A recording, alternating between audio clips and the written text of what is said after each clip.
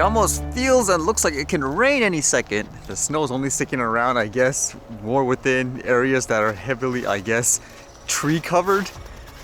And what's going on today? Seems like a lot of the news revolved around injuries. How about this first one? It dealt with what seemed like a musician who had a concert, and for whatever reason, I guess, they decided to use a drone to capture the event. But unfortunately, something went wrong and the drone, I guess, smashed right into the singer. It's this person here, Benny Dayal, and apparently it hit him in the back of the head. I guess he got injured, bruises in his fingers apparently, because from the sounds of it, I guess the propellers or whatever hit him. I'm assuming the propellers hit him because he says specifically the drone fans. And with that, I would imagine for some reason the drone itself didn't have propeller guards. So he also made a video about it, which was kind of interesting to think about afterwards when he talks about the types of precautions you can put in. But first here he describes how he was injured by it, as you can see. For most people who don't know what happened, the drone fans, they hit the back of my head and they bruised the back of my head a little bit, and 2 of my fingers got completely bruised. And so afterwards, he wanted to use it as a learning experience and warning to other artists, it seems, where they should have some kind of clause where if they hire, say, a drone operator, they should not be allowed within a certain distance of the performing artist, because you just never know. According to him, they could be moving around. That could create, I guess, problems with the drone operator, timing everything perfectly. Otherwise, you'll get an accident like this. I just wanted to express 3 things. One thing is that definitely all artists from here on, make sure you have a clause in your technical rider saying that the drone cannot come that close to any artist while they're performing, because your movement and their movement cannot be coordinated unless and until you have a person who's specifically working with you on drones. So all of this kind of got me thinking, unfortunate situation, but the first thing I'm wondering is, did this thing have propeller guards? If not, why not? Wouldn't that make more sense? Because a lot of people, they fly really tiny drones to capture things like crowds indoors as well. They look really cool, but it's done in a really safe way where even in that case, let's just say it hit him, like if it wasn't going fast, it shouldn't cause any injury. But at the same time, shouldn't that be more the priority? Not so much about keep the distance, but do some planning and all that work with whoever you hired per se, correct? I mean, to me, it just seems like it's so common sense in that aspect. And the other thing he mentioned was essentially afterwards, anyone who wants to hire, let's just say, a drone operator, they should only hire, quote, certified professionals, because from what he's implying, they should be safer. They'll follow certain, I guess, strict procedures and all that. Second thing, please, all colleges, companies, show event organizers, please get a certified drone operator, because it's very dangerous. The person should be certified to operate a drone or operate a drone. And I'm just thinking that's not true, as you guys all know. I mean, like here in Canada, I guess the poster childs per se of drone operations, people who went through all the courses, spending, I don't know what it was, thousands of dollars, were the police, and they're the ones that crashed into helicopters and so forth. So that's not true, and I think that's an accurate and fair viewpoint for any industry, especially as artists, for example. Let's just say in the entertainment industry, it doesn't matter how much you paid for a piece of paper, that person isn't necessarily, let's just say, more professional or more qualified than the person with the actual skills or hands-on experience. So that was kind of interesting for me to think about, where you can see, like, from an artist, they usually fight like crazy, for example, to get people to say, hey, this guy and that guy is just as good, but they never get an opportunity. But here you can see they're kind of falling into the same, what I would say, trap, where they assume people who pay tens of thousands of dollars or whatever for a piece of paper automatically means they're safer.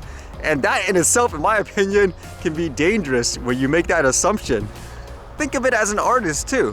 Why are there shows, for example, like an American Idol or a Got Talent, where you bring up unknown singers with no professional background, but they end up really impressing the world and all that? Why do you need some of that? Because they never get an opportunity, correct? You can't just type everyone saying, if you've never graduated from this $10,000 to $20,000 $5 school, got a certificate for it, then all of a sudden that makes you unqualified to be, let's just say, a professional singer or something like that.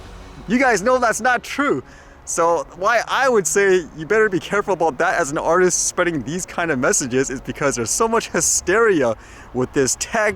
It's just so inaccurate to label someone that's quote certified as more safe or professional, because nowadays and currently in most places with these tests for people to get certified, they don't actually train how to fly per se. They spend hours memorizing things like clouds, how to land airplanes in airport runways. So if you're an artist, I would say keep that in mind. Use basic common sense. Doesn't matter what you're doing, who you're hiring and all that, you should be able to trust them. You guys have a plan to make sure you're gonna run the thing safely and all that, because ultimately it does come down to skill and experience, just like you as an artist, for example. You're not gonna say who has like this piece of paper again is more professional or qualified. So you need to think about that. And that's why I say many times it's hard for people to stay consistent, where you can see how in your field why there's so many people who think the way to do it, and you wonder why are people like that. Well, look what you're doing. Like, for example, when you're not, I guess, educated per se about the topic in general. This makes me think too, as it's kind of a great example how people who don't normally, let's just say, read about the topic all the time or actually use a drone, you have to speak in a way that they understand. Otherwise, you're just kind of, I guess, preaching to the choir all the time, talking to the same type of people that already know better. So it's these types of people, in my opinion, you need to get out there and kind of educate, because ultimately it's about the mass majority of people understanding the topic in general, correct? And this was kind of an interesting read today. Apparently here in the city, there was this electrical access panel where on the outside, I guess, there's this caution sign to tell you to stay away. But someone was walking their dog, and I guess the dog doesn't really know, so it walked on it anyways, and because of that, it got electrocuted.